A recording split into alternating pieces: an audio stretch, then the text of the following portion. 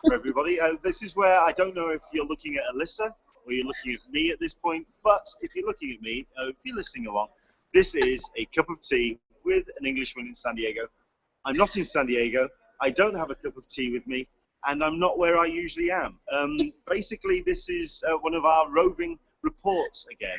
Thank you very much indeed for joining us if you are watching live. Sorry for the delay as well, because we were trying to get some technical issues sorted out. We're still trying to hopefully get Barb S joining us from formerly of When Nerds Attack. Where am I? I am at the XL Centre in London. This is for the London Super Comic Con. It's been 2 very hectic, very tiring days, but very much worthwhile coming. Hopefully, I have invited a whole bunch of people from the exhibition floor to join us, but the downside is they close the doors at 5 o'clock and they have to get everybody out of the building by 8 o'clock. It is a massive exhibition floor to empty, so you can appreciate at this point there's a lot of boxing up and a lot of vans being loaded at this point. But hopefully, you never know, we may get somebody joining us. And hey, if you are watching live, if you happen to be in London, if you're passing, come along and say hello. See if you can tell us what your weekend's been like. I'm currently on the stairs by N7 at the XL Centre, so if you want to say hello. Right. May even be a really short one. I'm just going to do a bit of a recap of the London Super Comic Con, and we'll also discuss 1 or 2 bits and pieces of when it comes to the news that's happened for San Diego. If you do want to get involved, we are kind of paying attention to the Q&A. Alyssa is hosting this hangout today. I am working on getting that up, so, which is why I'm distracted here. That's so we'll fine. get to your questions in a moment. Excellent. So yeah, do jump in on with those. We'll see if we can get those up and running. If you want to ask any questions about London Super Comic Con, if you want to ask any questions about the Marvel news that got announced this week, do jump in on that. Right. So, yes, it's been a fun week. We'll actually cover the week's news, as it were, very quickly, because obviously the big headline, and I'm actually disappointed with all you guys out there, to be honest, because James Gunn announced in his Facebook Q&A that Marvel will not be attending San Diego Comic-Con, which was quite the bombshell to drop at on a Saturday evening. Now, obviously, we would have liked to have known this by Sunday for the Hangout, but we'll talk about it now, because obviously everyone kind of started talking about it on Monday morning. That's something we're going to talk about very soon indeed. What else has been discussed on the forum, Alyssa? Parking. Oh my God, parking. That really has thrown a lot of people for a loop. We've also been trying to get... Sorry, if you could just explain why that's... I mean, what's been the big announcement? Oh, right. Yeah, sorry, for those who haven't been playing the home game. Go on then. Yeah, I forget that people aren't as plugged in as I am at times about the whole parking thing. As one of my forum members so kindly put it towards Ace effectively said, we can't deal with all of you San Diego people hitting our servers for parking, so we're just going to turn this into a lottery. And instead of tying it to a member ID account or saying, or anything that would limit the number of tickets a person could put into the lottery, they basically said as many tickets that you want to put in, you're able to put in. So consequently, you've got people who are putting in multiple entries. Applications. Oh, wow. Into the lottery. So if it had been tied to a member ID, for example, we could have said, okay, well, this is my member ID, and this is my one email. I think that's what San Diego Comic-Con kind of knew was going to happen. If ever it was going to be kind of like a lottery system. So at least it was tied into one account, one name kind of thing. I think with Ace, they've kind of not quite tweaked. Right? Exactly. Multiple things here. So consequently, they've Sorry, I'm just being asked to No, move. that's fine. I'm going to go talk about parking for a moment. Sure. You wander about, try to find a spot. No, not a problem at all. I keep getting told by the organisers, I keep getting told by the building I can go upstairs, and next thing you know, well, then again, let's go for a wander. So Absolutely. Carry on. I'm gonna keep you on air while I'm talking about parking.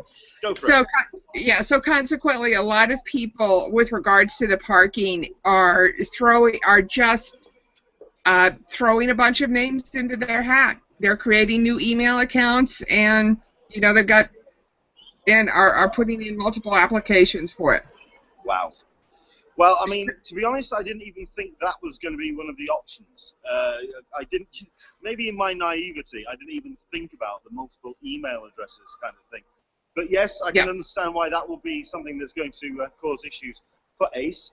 I mean, I know that one of the reasons why they did this was in an attempt to kind of circumvent the traffic that was hitting the server.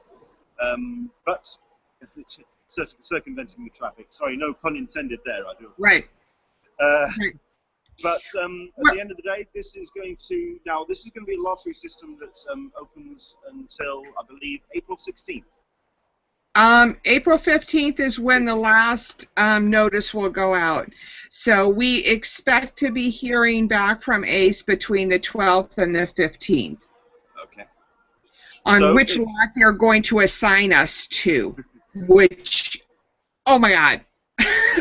So if you are applying for parking with your one email address, please, yes, do get your emails in and do let us know what ACE say and how your experience goes with the parking, because it is obviously for people who are wanting to park downtown, it is a major element of their attending San Diego Comic-Con.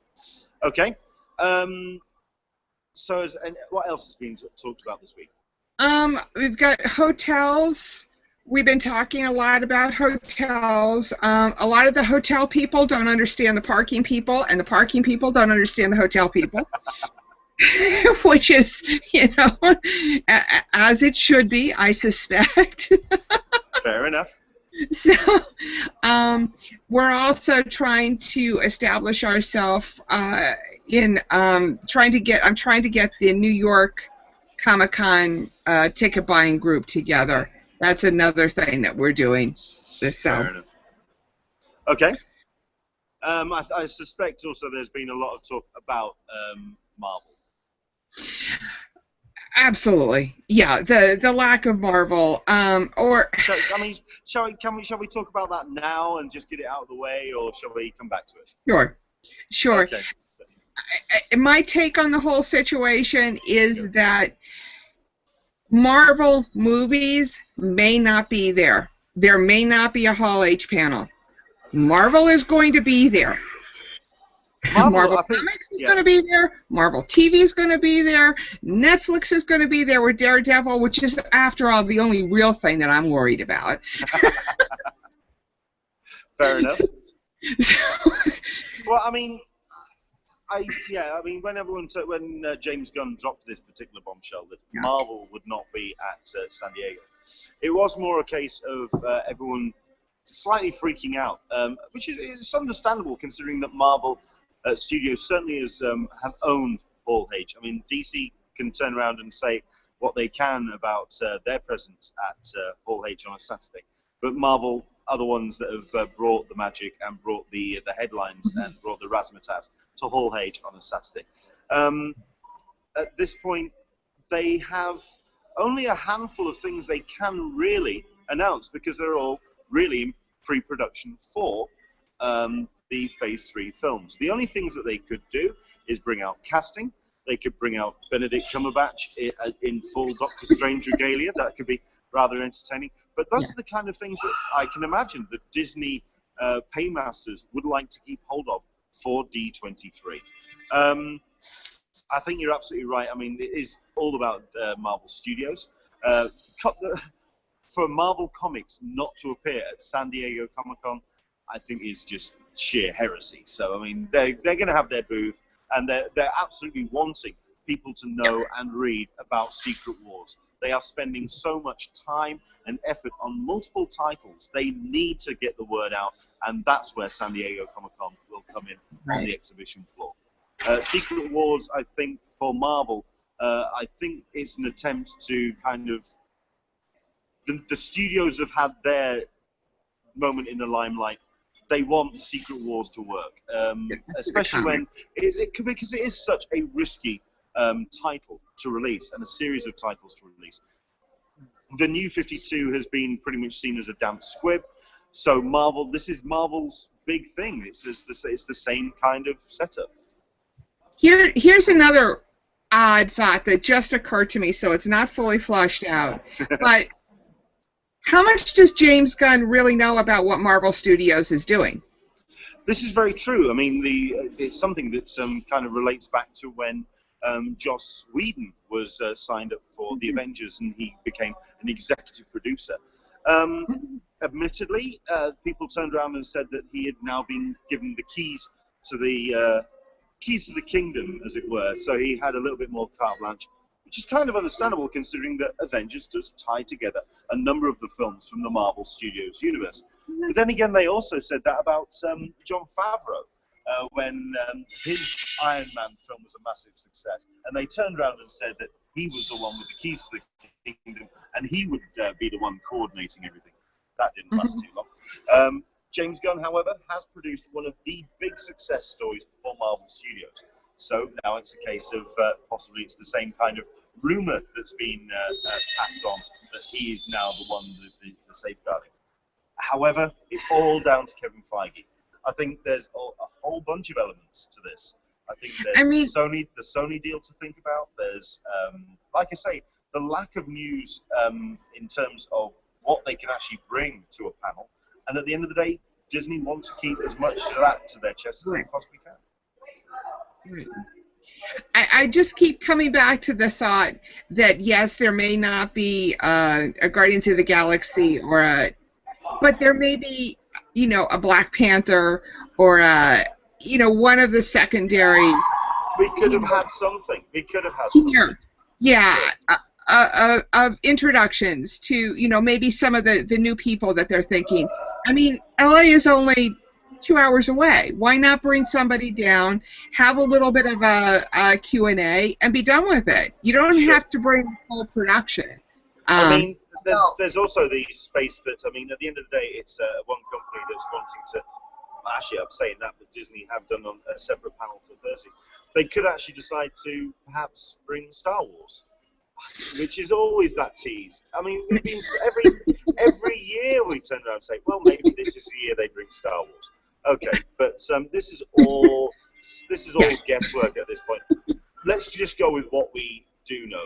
And at this point, James Gunn has turned around and said that Marvel will not be coming to Comic-Con. So it's obviously, I mean, I think it's been rather telling about the lack of news that have come from Ryan Penagos's Twitter account, Agent M, who's the online events, the online manager for Marvel. It's been interesting that James Gunn himself has gone quite. Everyone's gone radio silent at this point. Yep. So it's going to be interesting. The moment they break radio silence, that's when we'll know. So it's going to be interesting. Yeah. So. Cool. How was London SuperCon? Right, yes, let's do this. London Super Comic-Con, it's pretty much the con which, I mean, while, like North America, we're now getting to the point where we're having comic conventions and events every weekend throughout the year. This is the first big one of 2015, certainly when it comes to comics-led events. It's a massive event held here at the XL Centre in London. It's, like I say, pure comics in terms of creators, in terms of retailers, in terms of, I mean, there's a number of cosplayers, but it's all kind of cosplay relating to comics. And the one thing about the cosplay here at London Super Comic Con, the standard and the quality is absolutely staggering. There's no kind of half efforts here. It's very much geared towards a full-on setup. Now, admittedly, I kind of slept walked through the first day because I was working as a DJ on the Friday night, drove down on the first thing on the morning, and was pretty much with very little sleep under my belt. Came through the doors at 10:30 when they opened here at the XL. But the first thing that strikes you is just the size and also the level of quality of the people that they've got. I mean, if you go through the Artist Alley roster, it's just absolutely staggering the people that they've got. But also they've got a number of panels that have taken place, but not that many. It is all about the people that you can meet face to face at London Super Comic Con, which I find absolutely thrilling. Like I say, however, people have when I've been speaking to people about this event, people have said, well, who have been the headliners? Who have been the superstars? It's all superstars of the industry nature. So we've had people like David Mack, Bill Sengovich, Max Brooks, Mark Farmer, Stephanie Hahn, Paul Levitz, all talking about elements of the industry and also about the characters. So it's all been about the creative element of comics, which has just been fantastic. Let's see what's kind of jumped out at me. I did attend a couple of panels, including the from secondary star to TV star Daredevil panel with Claus Jansen, David Mack, and Bill Sengovich. Oh, you're just bouncing around at this point. You're absolutely loving this. Absolutely. Tell me about the Daredevil panel. It was really cool. It was about the evolution of the character from its comic roots all the way through to the new television iteration. Obviously, they have all the experience and history of making the comics, so it was very much more about the history, and certainly about the kind of the Man Without Fear era and all the stories that they had produced. But they did talk about how they were they had been talked to about the production of the TV series, about how they've been brought on to the set to talk about it, and they were really excited about what the new series was going to bring to the character. There were a couple of things that made me chuckle, including what they were talking about. They were talking about how the recent series of Daredevil has been a little bit lighter, has been a bit more. It's been a bit more sunnier, perhaps, is the words they use. And we're just wondering how this series, which is now going to bring it back to kind of like the more somber character, the flip-flopping between the two styles is something they've found interesting. None of them have seen Elektra, the film. They only one of them has seen the Ben Affleck film, and even he wasn't spectacularly enthusiastic. So, yes, they kind of they know what they're talking about on that. I like the Affleck film. Not so fond of the Elektra film, but I happen to like Ben Affleck. I loved what he did in Argo. And I like the Daredevil, and I love the interplay between the two of them. I definitely like the dark style of the Netflix. I've seen enough previews of the Netflix show that's coming up to really appreciate that. And I'm not as big a fan of the newer, lighter. Really? Yeah, okay. That's me. He's actually the guy who's the writer of that is actually here, or has been here. I'm trying to remember his name. Anyway, I'm sure I'll remember it. Actually, I'm getting you could tell how sleep deprived I've been this weekend. That was actually the first panel today, so bear with me. The other panel that I attended today, we'll do today first, because this is the day I can remember. Okay, so it's been one of those. Yes, the John Romita panel, which was absolutely stunning. He's been pretty much the headliner of the whole weekend, talking about his history, starting kind of his father's footsteps, literally, as a young boy.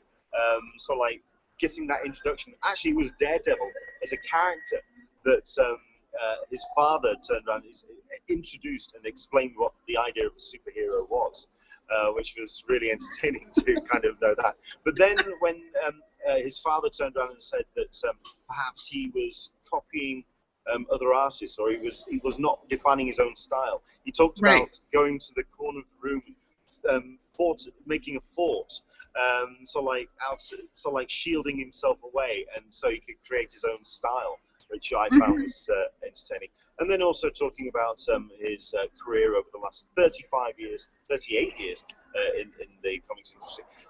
There seemed to be also a little sense of kind of bitterness there, because he always seemed to be felt that he was under the shadow of his father. Oh, the only reason why you got this job of who your dad is. The only reason why you're doing this is, so your dad's going to be writing that for you, is he? Right. There was a little bit of subtext there, but at the end of the day, he turned around and said, "I'm still here," which says a lot about just how talented he is. Talked about Kick-Ass, talked about his time on Spider-Man. Very, very cool panel. I did manage to record the first part of it, so hopefully I'll get that online when I get the chance to. Nice. My camera did kind of give me a bit of a fritz once the Q&A portion started, but it was mostly if you had a superpower, what would you have, kind of thing. So don't worry, you're not missing a great deal. But the main portion of the panel, I think I've got, and I will try and get that up as soon as I possibly can. So yeah, yesterday, like I say, a bit of a blur, because I was wandering around and trying to see as many people as I possibly can. But let's see which are the headlines for that particular day. There was an excellent panel with about Jack Kirby, which was very, very cool. All about the need to remember the influence of Jack Kirby, especially when you have characters that are appearing in Marvel Studios films now, and Jack Kirby's name is not appearing anywhere remotely near the credits. He is, at the end of the day, the creative Groot. He's the guy who designed pretty much that the look. Well, no, the big metal robot that appears at the end of Thor, which is going to bug me. Anyway, he created that pretty much, and his name does not appear on any of the credits. And it was all about the panelists, which was Jonathan Ross, who is a TV host here in the UK, but in comics terms, he's got a comic out, and he's had several comics. So I think in the US, you may know him more as a comic creator as well. Dave Gibbons was on the panel, who's the artist from Watchmen, and also Tim Seeley was on the panel as well, talking about Kirby's influence not only on their work but on pop culture in general. Admittedly, Jonathan Ross is a TV host here in the UK. He's quite bombastic, and you give him a microphone, wind him up, and he will pretty much take over. And there was a slight element that it did nearly become the Jonathan Ross show. But I'm not going to detract the guy too much, because he's turned around and said he may join us on a future Hangout soon. So, but either way, it was. I mean, at the end of the day, if he was talking utter nonsense, then I could really give him some grief. But he was really passionate about what Jack Kirby meant to him. He owns a number of very prominent Jack Kirby pieces himself. He is a collector, and he was very passionate about what Jack Kirby meant to him. So that was a very cool panel. Standing room only, as you can appreciate. So it's good to know that Jack Kirby is still being remembered today. I think, in general, all I can say is if this is the start of my major comics convention attending for 2015, if this is how it's going to start, then it's going to be an absolutely incredible year. It's an amazing event. If you're based in the UK, or even if you're not, even if you can get into the UK for it, I would seriously recommend it, because it is certainly a celebration of pure comic creators. And the artists on display are top-notch. So it's just been a really, really cool weekend. Even though I am very seriously looking forward to face-planting a pillow so hard it's going to take it seriously. it's gonna think I'm picking on the pillow deliberately. But yes, I'm very, very tired at this point. That's why I'm still talking. Okay. So that where you're standing now is in the lobby, and the main floor is. Uh-oh. Uh-oh. Faceplant. Faceplant. That's me. I do apologise. So yeah, well, no, this is the main concourse to the XL. Okay. People will be entering through one of the gates. If you can just see okay. that. So yeah, this is where people have been milling around and getting things to eat and generally kind of relaxing. But inside. Do you have an idea about the attendance? I couldn't tell you.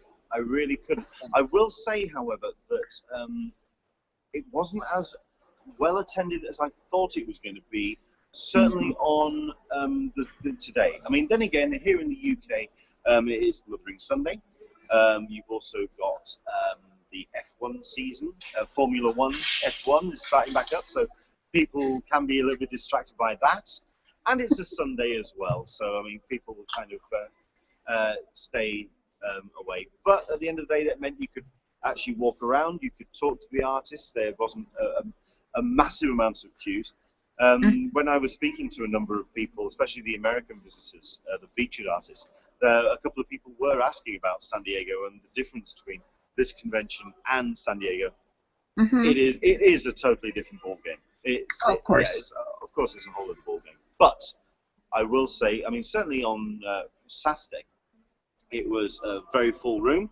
There was lots of people around, and it was I think the great thing about it is it's a very positive atmosphere that takes place. So what were the large booths that were there? Was Marvel, a DC, Image? No. No? I'd say the biggest sort of like booths were Valiant. Image weren't here. 2000 AD, which is a UK publication house. Right. Let me sort of drag up the map here so I can kind of. I was just trying to get an idea about what the dynamic was on the floor. Absolutely. So it sounds like it was a lot more of an artist alley. Yeah, very much so. So there was a lot of art tables, for example. Yeah. And I mean, let's see. Meet the Valiant was there. That's cool. Yeah. They're doing some nice stuff. They are really, I mean, they're doing what Image did or have been doing for the last year and a half. They're maneuvering themselves into a position where they are a force to be reckoned with. Absolutely. Let's see who we've got here. If I can just talk about Valiant there for a moment. I believe they got a movie contract or an options on a number of their titles for movies. Yeah, absolutely. That was one of the news features that came out this week, actually. Yes, it's an incredible amount of money that's been thrown their way. So yes, you will be expecting to see a number of Valiant properties on the big screen and indeed small screen. Did they talk about that at all? There was a panel, which unfortunately that was a very busy panel. I wasn't able to get in, unfortunately. Understood.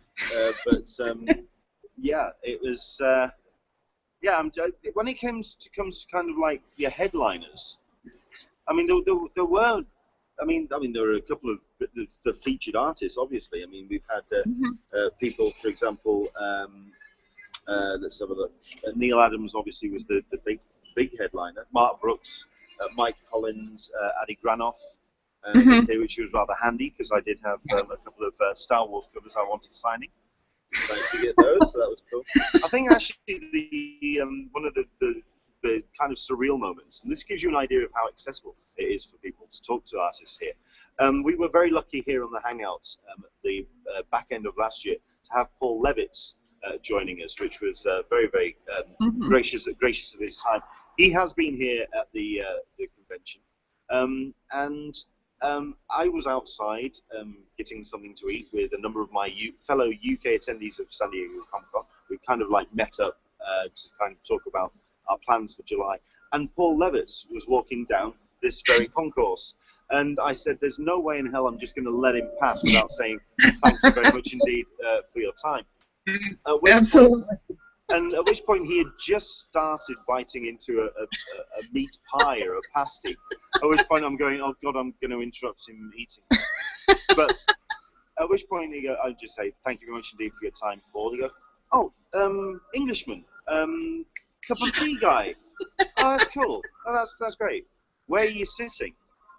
At which point he comes down and joins us for half an hour and eats his meat pie and just has a chat with us. That's sweetheart. That's wonderful. He was just such a amenable guy. And what was really cool was there we were just talking and to kind of risk the explicit content moment, the shooting the shit with Paul Levitz.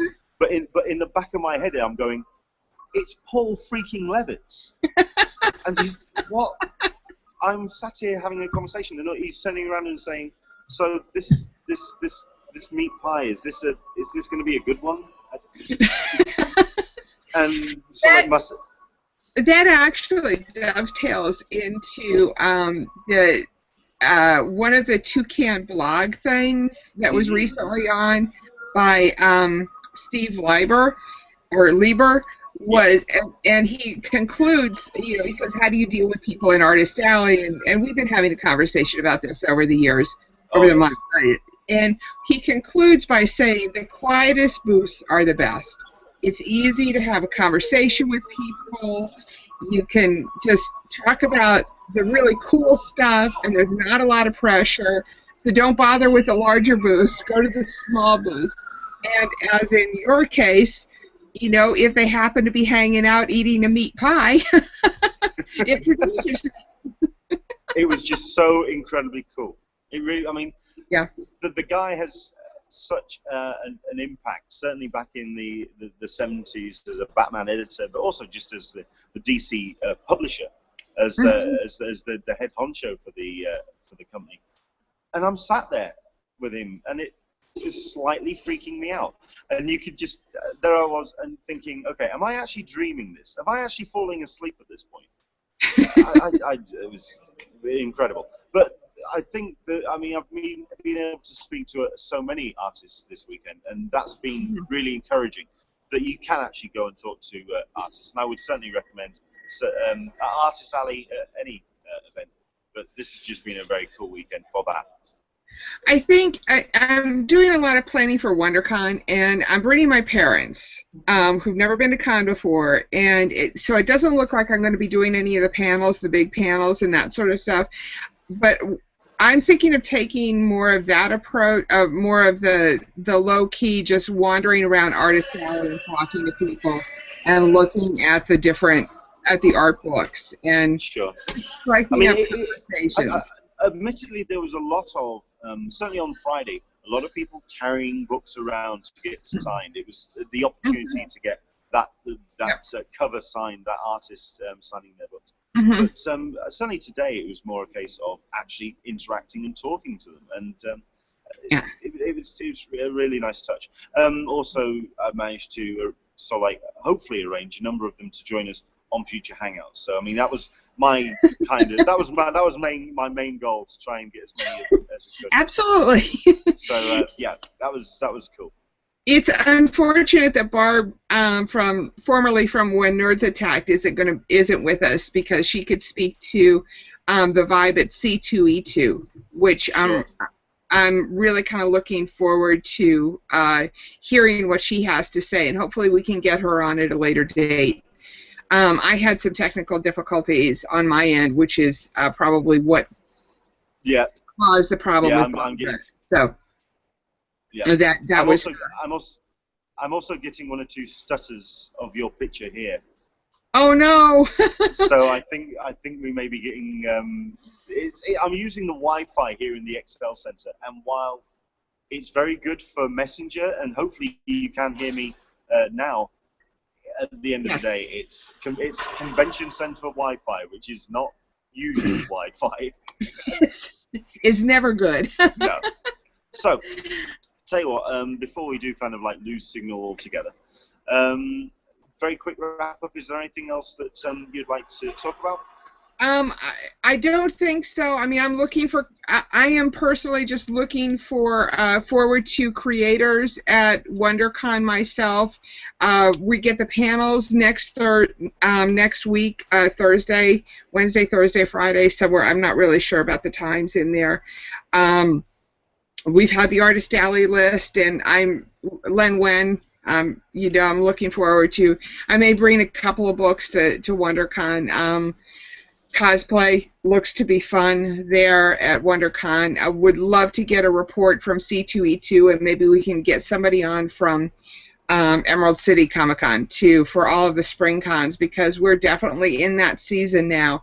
We're full into it. Absolutely. Yeah. I would love to try. I'd love to try and get someone from C2E2. From Emerald City. I'd love to get someone from New York Comic Con to join us. So watch this space. Watch this space. There's also, we may also do a program on getting your bag together, because that's a good idea. Yeah, it's the time of the year to start getting the systems in place for all of those things that you want to get done. Sure. A number of people have turned around and said, "Are we going to be doing a beginner's guide?" Now that we know that you've got your badges or not.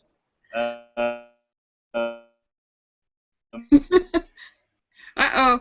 I think we may have had a problem with Leonard. Yeah. There we go. Yeah. Are you still there, Leonard? Yeah. He is on Wi-Fi, Convention Center Wi-Fi, and I think that we can pretty much wrap this up here, since it seems as though things have died, and we will see you all next week. Thank you so much. Oh, I'm just going to read through the comments here for one moment. There is going to be an Arrow and Flash return this week for on the TV. The Paley Fest took place this week with Greg. So, yes, there will be a couple of there you are. Episodes coming up. Okay. I was just reading through the Q&A, Leonard.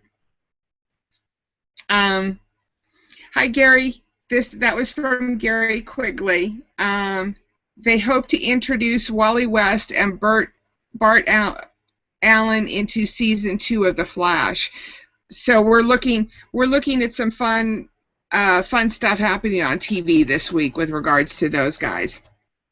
I think it is time to wrap it up, and have a nice week. We will try and be on time next week, and thank you so much for joining us. Have a nice day, everybody.